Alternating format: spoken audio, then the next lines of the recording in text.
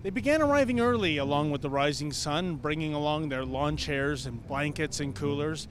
Detroiters and others staking claim to the best spaces along the 25-kilometer stretch of asphalt that is Woodward Avenue. And it was not long before all the choice spots were taken by an estimated 1.7 million spectators anxious to see the rollicking, rolling mobile museum that is the Woodward Dream Cruise. The Woodward Dream Cruise is actually a flotilla of Detroit vintage iron festooned with chrome and mag wheels and engines that lustily roar of the good old days, long before oil embargoes and imports and the Environmental Protection Agency.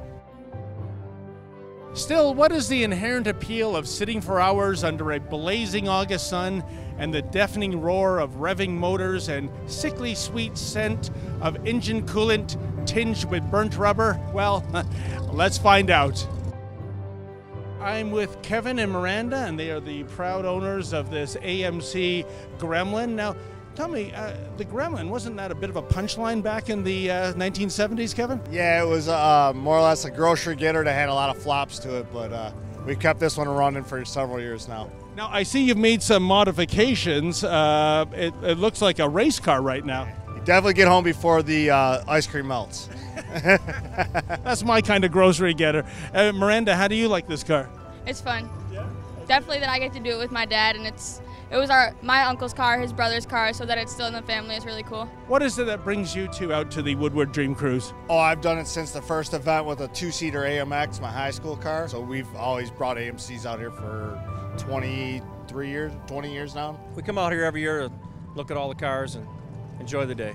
Oh, we're just advertising to show people what we have. You know, we're giving out brochures like we have here. You know, it's just a real nice way to meet the public and show them the cars and get them interested. You just love looking at the classics? Yeah, I'm a car nut. I own a restoration shop in Australia. We come every year. We've been coming for over 20 years. We used to cruise Woodward as kids, so it's kind of like nostalgia. This encompasses your two loves, classic cars and spreading the gospel, I guess. Absolutely. And of course the gospel is number one, and then the cars are after that. I'll tell you, Reverend, if they had these kind of cars at church back in my day, I might not have dropped out of Sunday school. I mean, what a delight. Oh, absolutely. We'll probably be driving all three of these cars to church tomorrow morning. All right, I'm with Mark and Becca, and they are the co-owners of this beautiful 1968 Plymouth Roadrunner.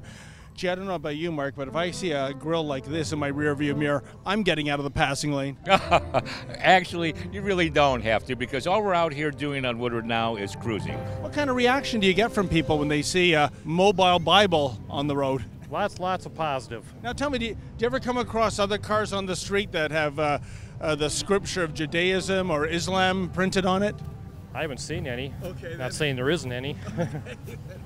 I'm just wondering if you're at the cusp of a new trend right now. No. Old Catholic. What is your dream AMC car that you would buy? I would just totally redo my AMX two-seater. And the AMC made a muscle car called the Rebel, didn't they? Yes, it was also a Rebel and a Rebel Machine. Rebel was more of a family one, and then the Rebel Machine was more of the performance line. You know, folks, any company with the word Rebel in it, it's got to be good. Right, Kevin? Yes, and red, white, and blue. In the bigger picture, I mean, Detroit's nickname was Motor City. And then, you know, this city went through, and this state went through all kinds of trouble, you know, factories closing, automakers relocating plants. What do you make of what happened here in Detroit? I think that because they moved to different countries where they could get it cheaper and get their labor cheaper, so they moved. You know, it's a business, but you know, now they're eventually coming. They're coming back. They know where to go, back to the Motor City. Well, I don't believe in my heart that Detroit's ever lost the theme of the Motor City. And when I look at a car from this era, I mean, the heaving bumpers, the Art Deco lines, the hood ornament. Yeah. There's such a sense of style and swagger that you just don't see in the cars of today, do you? No, cars today are more, you know, they're just mass produced. Where these cars were made with a little bit of art involved in it, and they took time to engineer it the way that they wanted it, and most of them are so unique, it's amazing, you know. What do cars of this era mean to you? They mean history, style. That's all we did back then was cruise, 68s, the Chevelles. It was fun back then and it's still fun today, about 45 years later. Well, once again, that's history, okay? The evolution of the automobile, we're looking at electric cars now.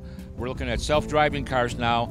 A lot of these things are fond memories, like horses and carriages, steam engines, okay? This is just what the human race does. We evolve, we make things better. So you're not looking in the rearview mirror, you're looking straight ahead, is that right? Have to.